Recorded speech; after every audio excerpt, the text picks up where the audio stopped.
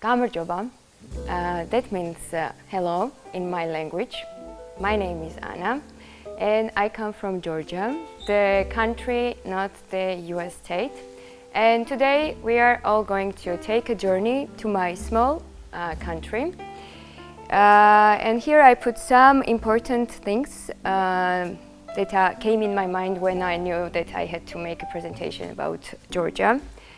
So today's presentation will be about introduction, geography and history, culture, and of course folklore and traditions. And on the background here we see the capital city of Georgia called Tbilisi. And right here we have a mother of Georgia, which is called Kartlis Deda, and she symbolizes the Georgian national character. If you take a look on her left hand, she is carrying a bowl filled with wine. That means that our friends, we are greet with wine, but our enemies, we are greet with sword, because she has sword in her right hand. Okay. Georgia is located at the crossroad of Europe and Asia.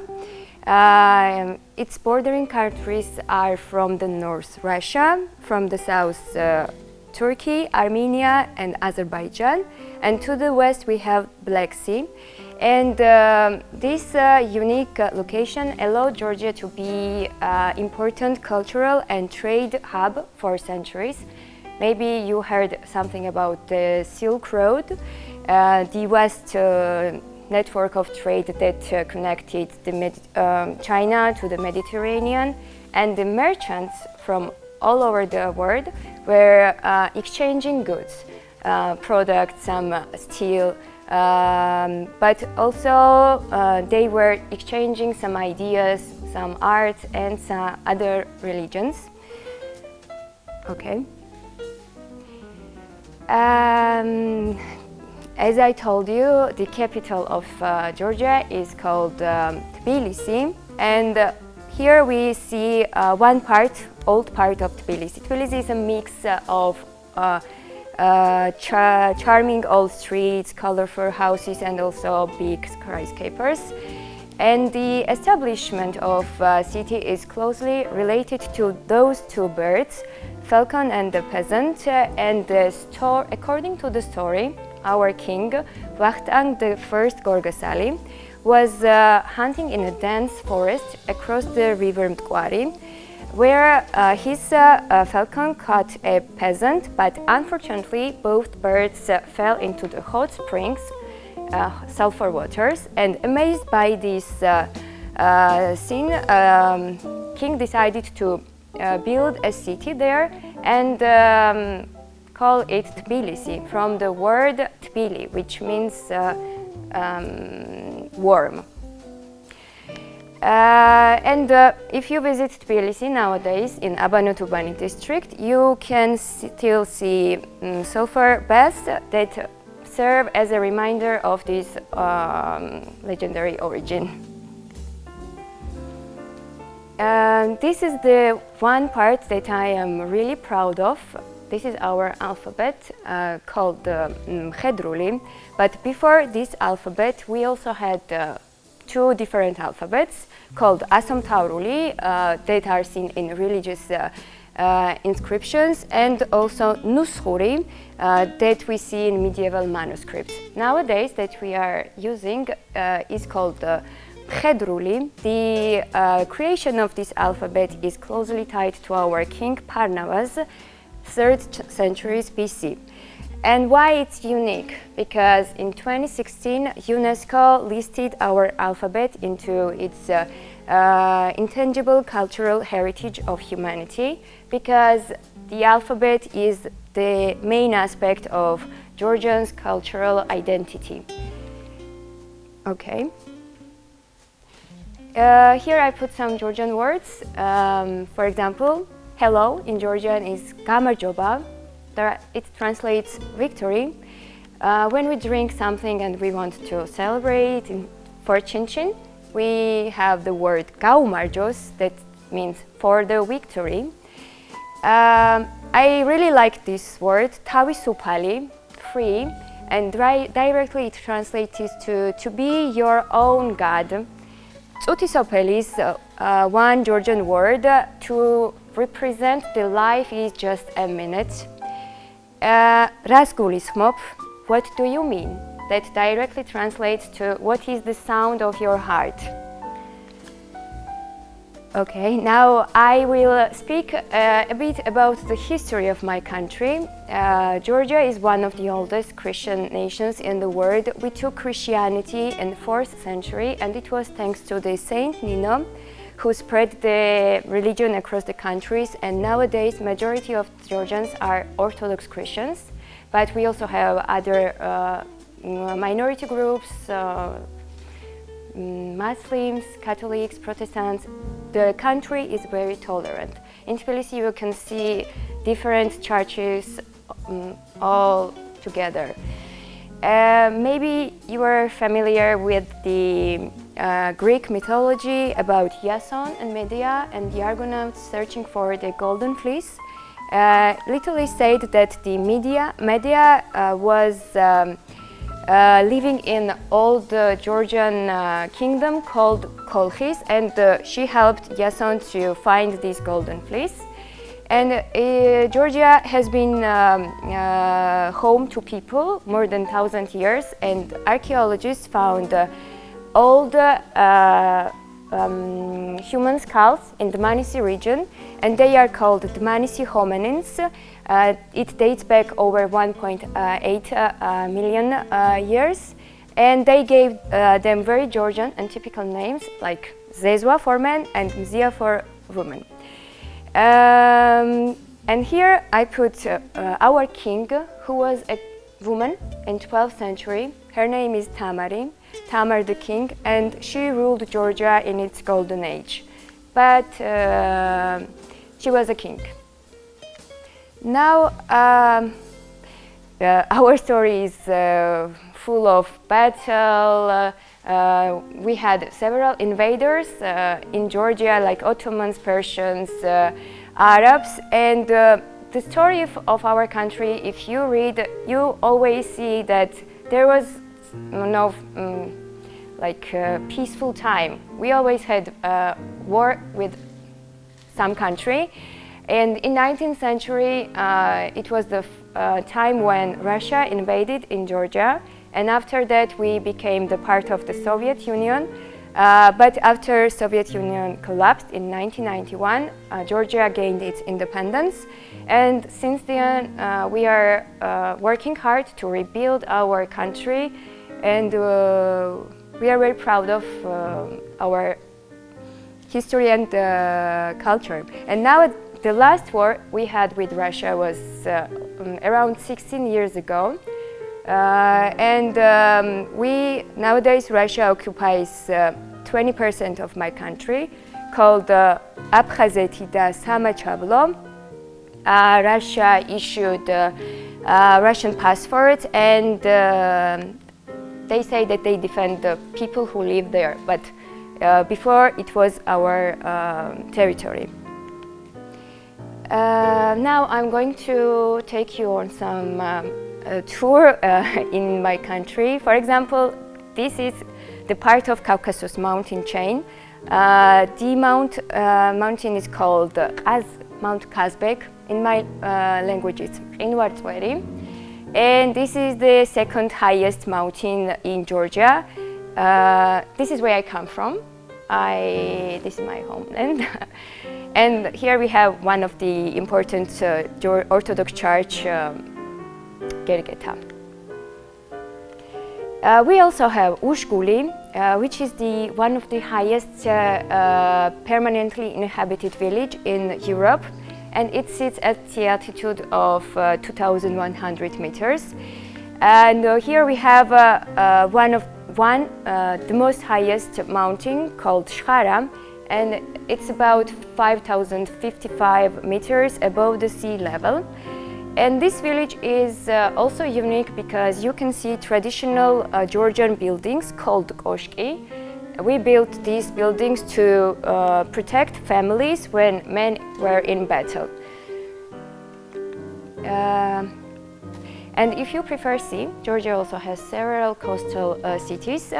For example, the most popular city right now is Batumi. It's always full of tourists, and you can swim during the day, have sunbathe, and at the night you can discover the vibrant life of Batumi, nightlife. In Georgia, in total, we have 26,000 water resources, including rivers, lakes, caves, canyons. For example, here I put Prometheus cave, which is one of the deepest in Georgia, and it's full of stalagmites. We also have several lakes. For example, Paravani is one of the largest lakes in Georgia, and it sits at the altitude of around 2,000 meters. This lake is located in Abkhazia, currently occupied by Russia, and it's called Ritsa. We also have Tobavarchkheli and Black Rock lakes. And if you like hiking with your friends, you can take some road and go there and stay for several days. It's very popular nowadays. Wine has been made in my country over 8,000 years, and archaeologists found first ancient grape seeds in Georgia, and they also found some winemaking tools. For example, these clay vessels in Georgia are called quevri, and we were using quevri to fermentize grape juice. We were buying quevri, these clay vessels, under the ground. We left it for several months, and after it, we opened and we drink through these traditional cups called piala. Now I will speak a little about food. This is called khinkali. It looks like Japanese dumplings. And traditional way to cook khinkali is to put meat inside, some Georgian spices, and there's a way how to eat that. We don't use forks. We take on top, we make it upside down, we take a small bite, we drink the broth inside, it's super juicy, and then we eat the rest. And for the people who are vegetarian or vegan, we also have cheese, mushroom, potatoes, and it has different varieties. This is called khachapuri. Some people call it pizza inside out. Here is one of the famous way how to cook khachapuri. It has boat shape and is made from cheese, of course. And on top we have butter and cracked egg. And to eat that, you need to take some bread piece. You have to stir and then enjoy and eat. For the something sweet, we have churchela that looks like a candle, but actually it's super sweet. Inside of it there is nuts. We dip it into thickened grape juice. We let it dry for several days, and then we can eat that. And also we have gozinari, which is typical for Christmas days. There are mostly walnuts and boiled honey. And now I will speak about the tradition of tamada, which translates to the leader of the supra or toast maker. In Georgia, we strongly believe that the guests are sent to us by the God, so we try to welcome them with our open arms, and we try our best to make them feel like they are at home. The table that we lay for them, dinner table, is called supra, and each supra has its own rules. For example, tamada sits in there, and he stands up and makes a toast. And first toast must be about peace. Peace in country, peace in the world, peace in our mind, soul, heart. And then other members of the supra can add if they have something to add. But don't imagine that we are only making toast and it's like this. In the middle we also dance traditional dances, we also joke and share stories from our life. And Georgian supra usually lasts several hours. Georgian men drink a lot of wine, and this is typical Georgian after party. You can see that most of them are dancing, because in Georgia it's very popular to take traditional dance classes, so majority of people know traditional dances. Me as well, I was dancing for 6 years when I was a child.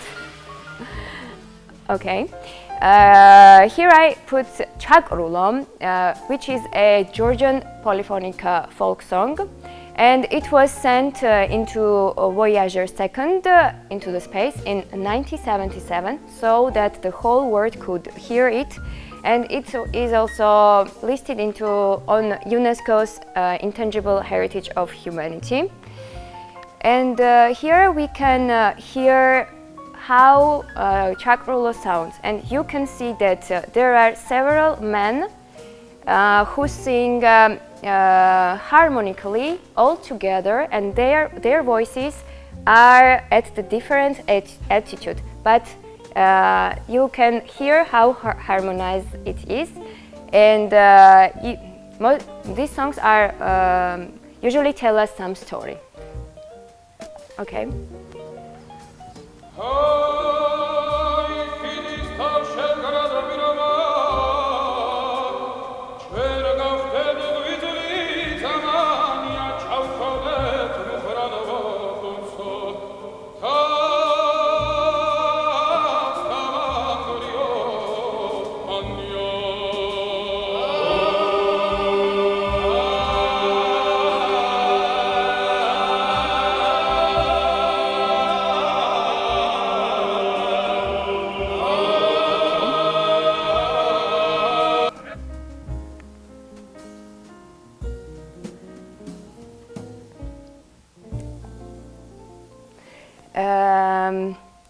The traditional instruments that we have in Georgia, here I put panduri and also doli.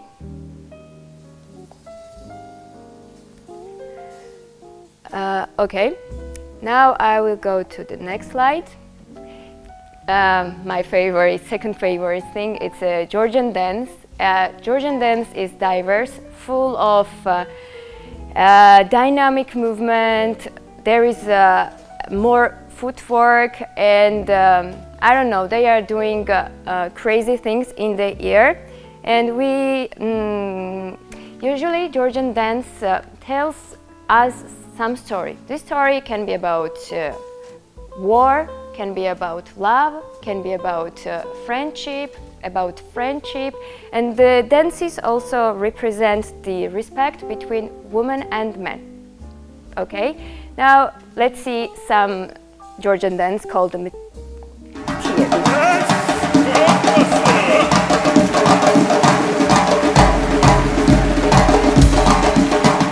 and here you can see how dynamic it is.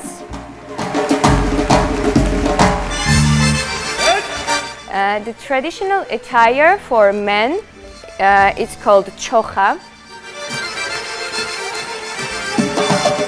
and women are wearing long sleeve dresses with some colors, and this belt is also traditional Georgian belt.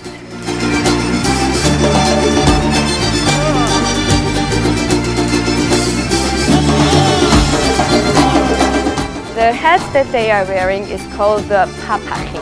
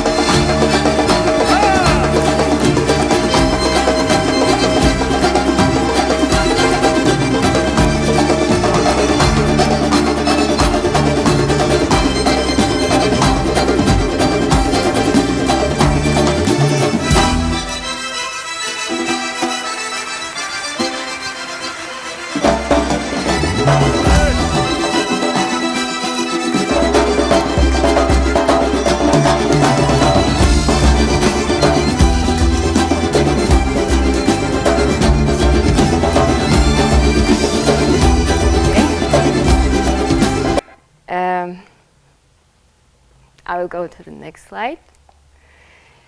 The current situation of Georgia. We are having demonstrations right now in my country because the government faked the elections, and 2 days after I came here as a volunteer, Georgian people started to demonstrate outside in the streets, on the main streets of the capital city. And today it's going to be 86th day that we are standing in front of the parliament and we are demanding the new elections. We don't recognize their legitimacy of our government. Even EU countries don't recognize. And we are also demanding the release of all political prisoners. And I put this video here to show you that one day we decided to protest by using our warrior dance called Chkareuli.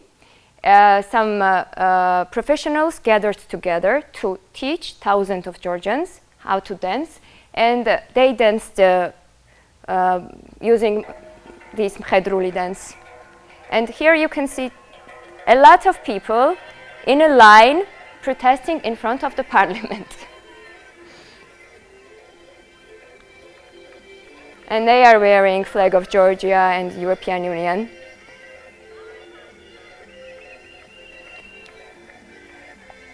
Okay. Thank you very much.